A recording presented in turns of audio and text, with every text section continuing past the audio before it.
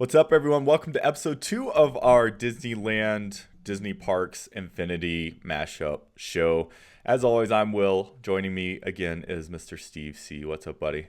How's it going, Will? Good, good. So last time we talked a little bit about why we are the authority on this show. And please don't send us hate mail of why you don't think we're the authority. Just kind of roll with it. That's what we're doing anyway. Um, we talked a little bit about just the theme parks and why it makes sense for us to kind of join the two of these things. And now we're going to take a trip down memory lane and go down Main Street. Before we do that, Steve, let's talk. You discussed how Disneyland came about last time. Now let's discuss a little bit about just the dates, just so people know, give a little bit of a history lesson. So I have them up on screen. Do you want to tell people what the day Disneyland opened? Yeah, the day it opened was, what is it, June 17th, right? Is that what it is? July, I think. July 17th of Yep. 55. And, Will, you have to look. I'm sure you've seen it before. But the way that ticketing back then was done is so dramatically different today. And, my mom used to live right over there when she Hmm. was younger. So in the 70s and stuff like that, she used to go and they had those e-tickets, which were printed out tickets that you had to rip off and use one for like different level attractions. And that's how they sold tickets back then. It was go in and then for each individual ride, you had some sort of an e-ticket that had varying levels of like high level. Like you had two high level tickets today. You can go do two big rides Hmm. with this pack today. It was almost like a built-in fast pass kind of system. And um, I doubt it was a fast pass kind of system, but I'm thinking in my head of what it's kind of like today. You can go do two fast passes at once, and that's about it. So, But but that's those kind of were how it worked. And say what? so those were unlike today when you buy one ticket that is all access. These were different price tickets, right? And they had different denominations, and presumably the better rides were more expensive. Yeah, and you can find a printout of them online That's or cool. a picture online if you ever look it up. They're really cool looking. I have a Mickey and Minnie statue downstairs, and they have a mini version in their hand, and it's different colors for the different, denominations Hmm. that you have. It's almost like a coupon system. It was kind of cool. Today you buy an admission in there, and you get to do whatever you want. Right. Back then, you had to sort of, choose which rides you wanted to do and all that different stuff. But when it opened in '55, I don't know if you've ever seen those cool pictures. They didn't really have like any idea of how many people would come. So the parking lot was just this big Mm. giant lot, and people were coming down and overflowing this lot every single day, which now we have Mickey and Friends structure, which is, in my opinion, still the largest parking structure I've ever seen in my entire life. And every year they talk about making it bigger. Yeah. But I mean, I can't imagine a world where people were coming from all over the place, parking in this lot, not really knowing what it's like to be going into a theme park for the Hmm. first time. I mean, you have to figure 1955, men are wearing flannel suits. It was so much different today. And they were actually traveling just by word of mouth, knowing that they loved Snow White and Mickey Mouse and all this other stuff. That they were just like, let's go to a theme park based off of this. We don't know Right. exactly what a theme park is, but we're gonna go figure it out. And I mean, it's just such a different time, and it's such a cool idea of going back then and not knowing what you're getting into. Yeah, totally. The only real way people had any kind of insight into it is the Sunday TV specials that they would kind of go over some of the work that was being done, and then even it's interesting because Walt Disney Company is a media company slash theme park, but at the time they were a media company making movies and cartoons, and it's kind of interesting that that they used those mediums to also advertise essentially for the site because it was recorded. The opening was filmed and broadcast live on ABC, I think, wasn't it? Yeah, well, and it's fantastic if you think about it.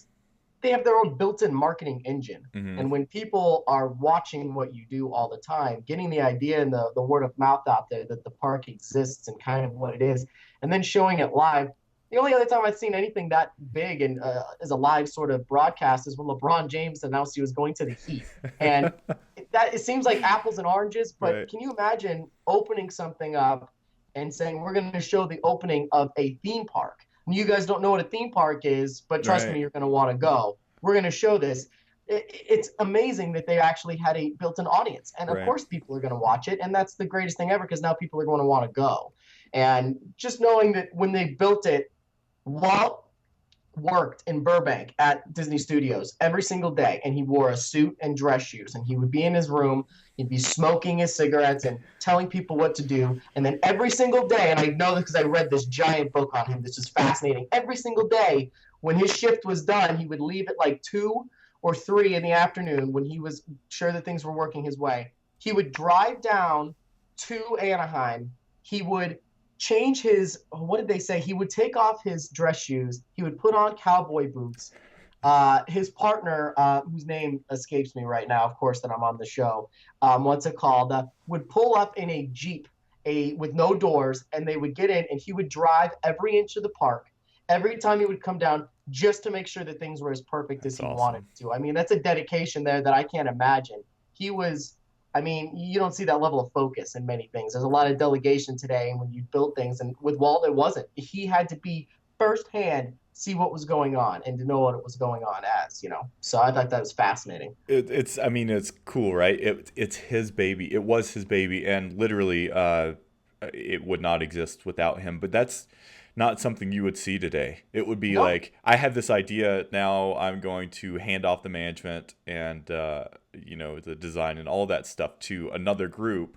yeah, As long as they run it by me at the end, thumbs up, it looks good, we're yeah. set. But not back then.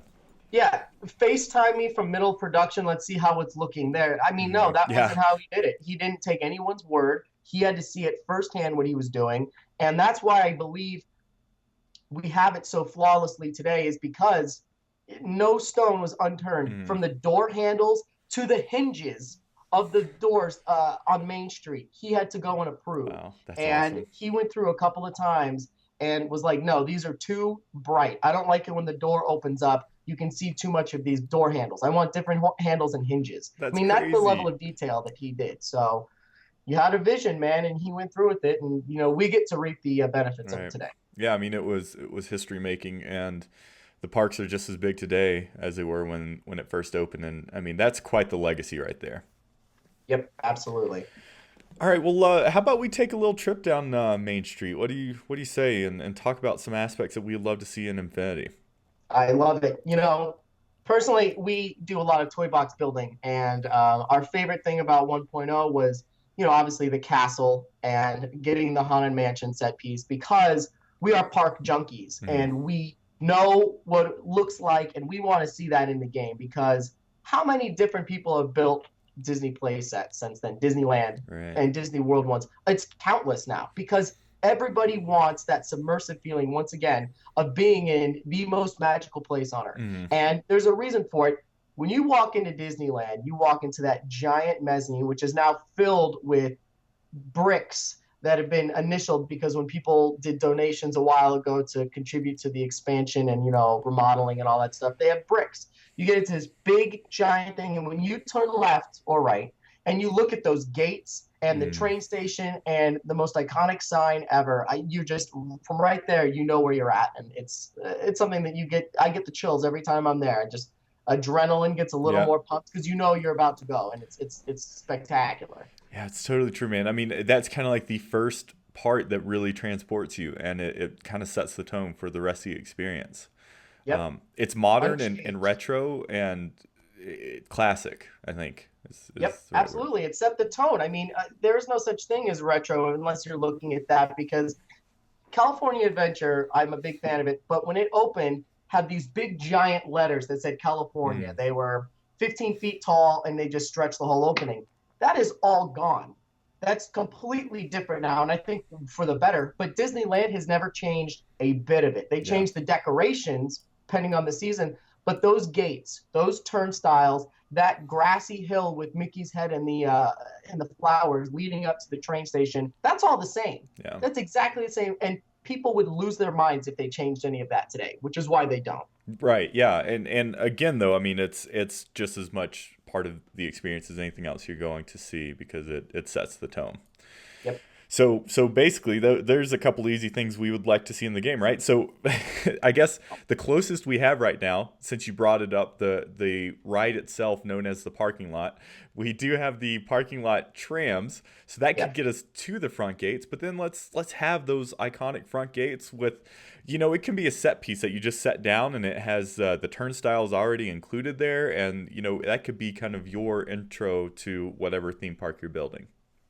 Absolutely. I think that it's got to be something that you put down because I physically can't imagine putting down 15 different turnstiles, you know. So give me a gates piece where Hmm. you've got the beautiful hedges and you've got the little awnings that you walk Hmm. under. I mean, depending on the level of detail, you could even put the little signs underneath that Yeah. say extra magic hour or whatever it is. But I want those gates and the turnstile and the iron with that view on the back. But I want it something that's pre-designed that no one can mess up. I Totally. want it to be a piece that's there.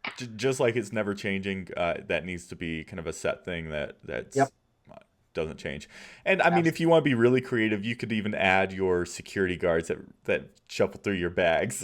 Yep, absolutely. You could have the bag check. I Yeah. like that.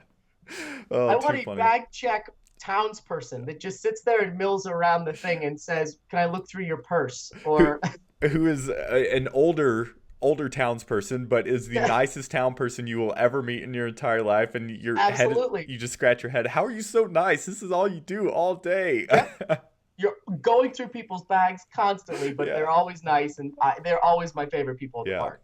Which again, I mean, this is kind of a side note, but that customer service you get in the parks is second to none, and that's and also just an equally important part of setting the tone.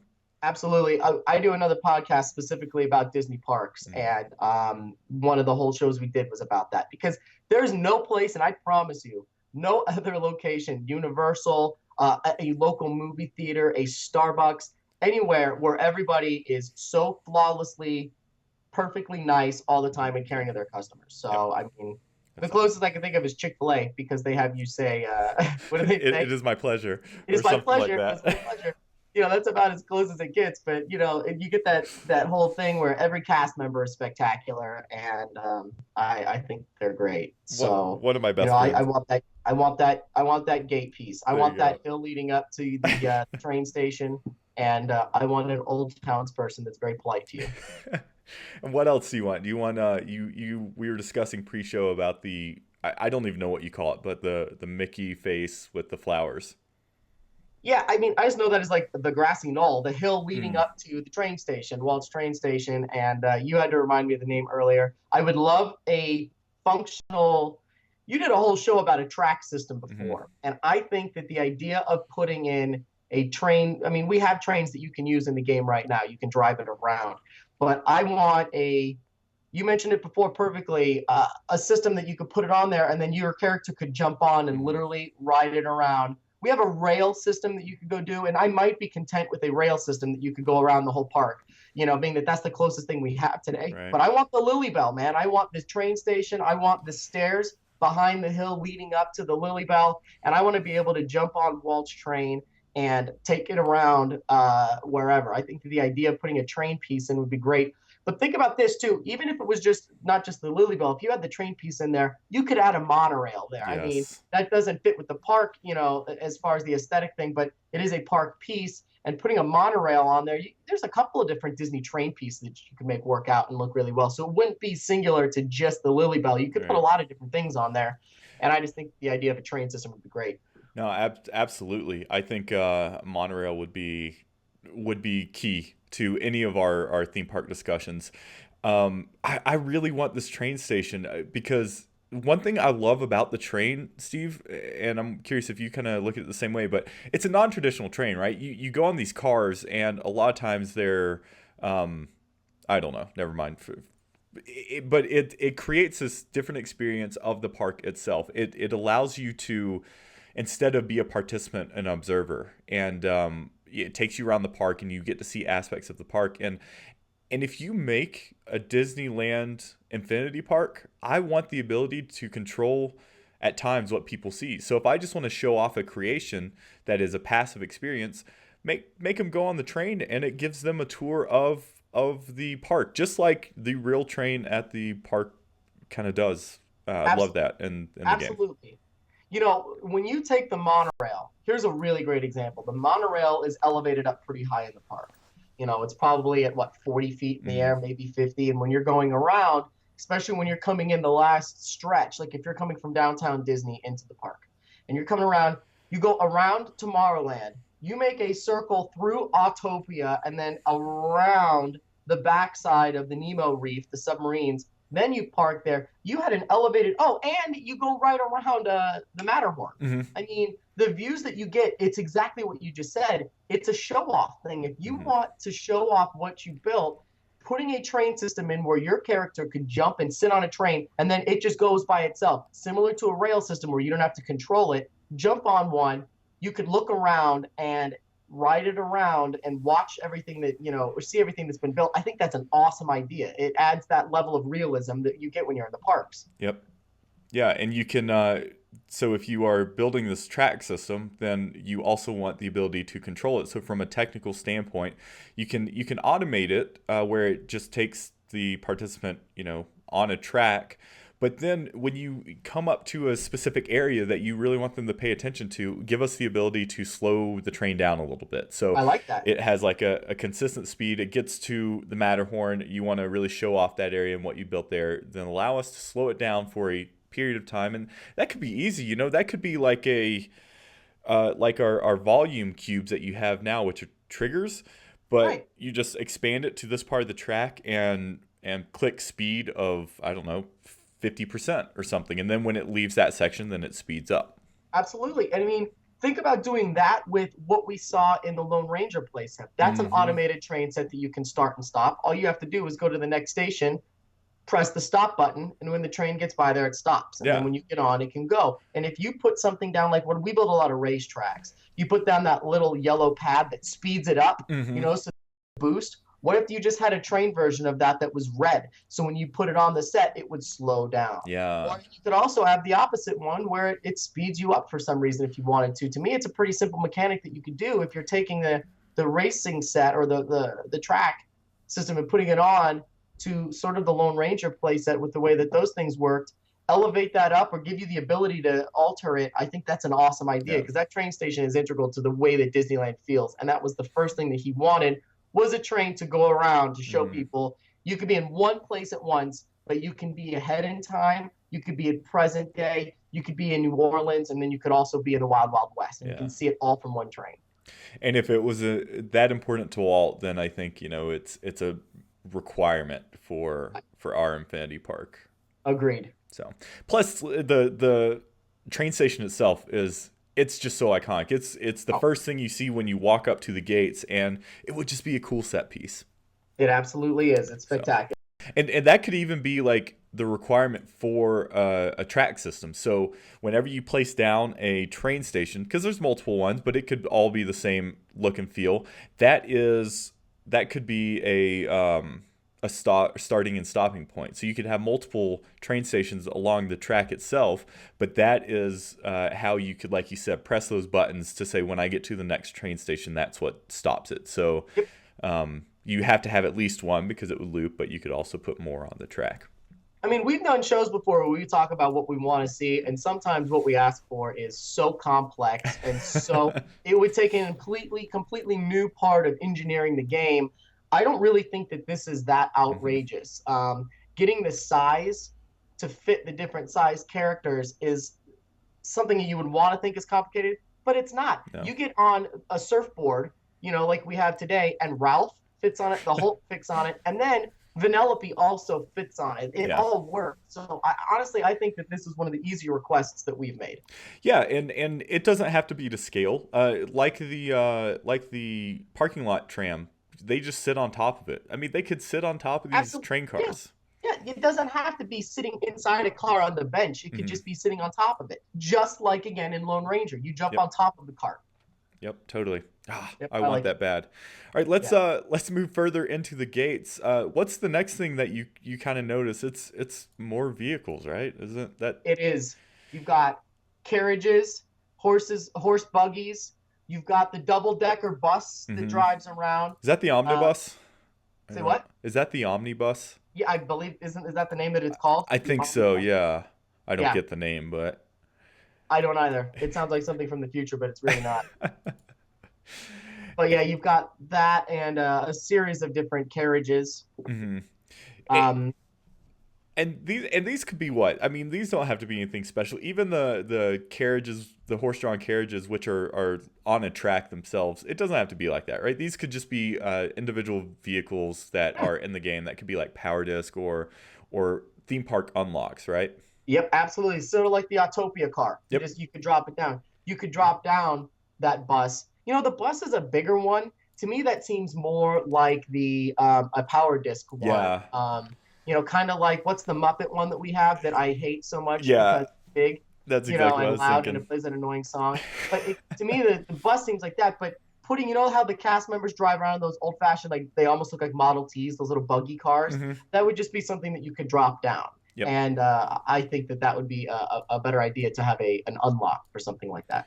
Totally. Totally. Yep. And then you could drive around and you could go look at the back of the train station, the big circular area, those beautiful stairs, City Hall, which is where you go over for guest assistance. But my favorite other part over here is Mr. Lincoln, which is Hmm. over on the right.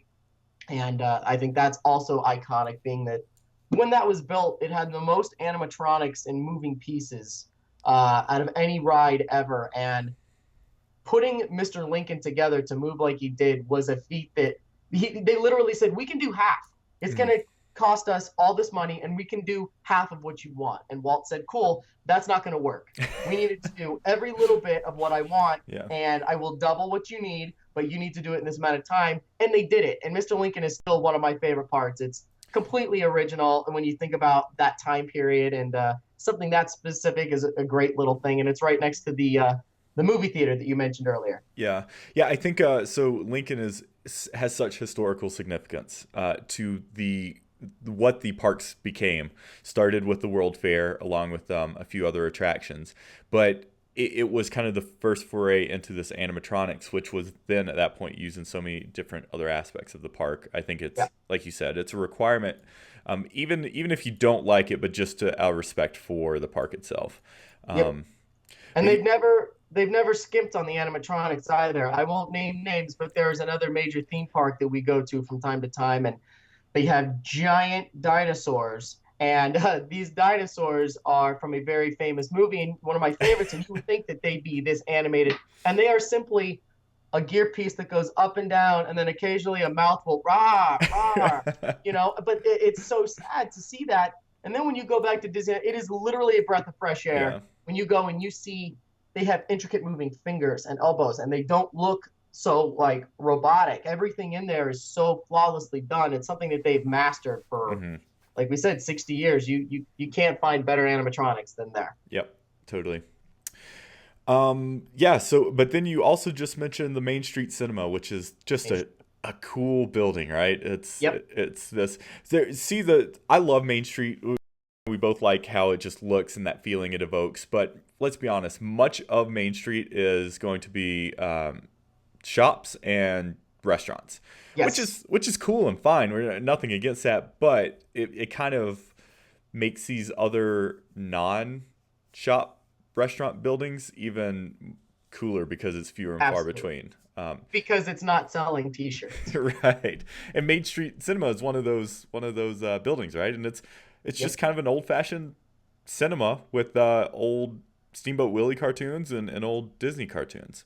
Oh yeah, and it's fun to go in there because you have a couple different ones that you can watch, and Hmm. walking through it is fantastic. It's one of those spots that you can go to on a rainy or hot day Yeah, that people don't go into right. because it's something that people don't care. They want to go into the parks and they want to go get Space Mountain first thing right off the bat. And Yeah, that's what they want to do. After going there a few times, you pay attention to the details on the walls. And that's some of my favorite stuff is going into these rooms that are, a lot of times they're empty. I yep. mean, I remember we did Mr. Lincoln last year, and there were two other people in the whole thing, too. And this was like a Saturday in June. It was like, really? But, people, it's one of those things that it doesn't bring in all of the people in there, but Right. it's cool to know that this was one of the big, big aspects of what Disney was when it came out and still is today, which is a reason why they don't get rid of it. They Yeah. don't get rid of it and then put in a Frozen 4D show. It's going to be Mr. Lincoln for forever for a reason, Yeah. and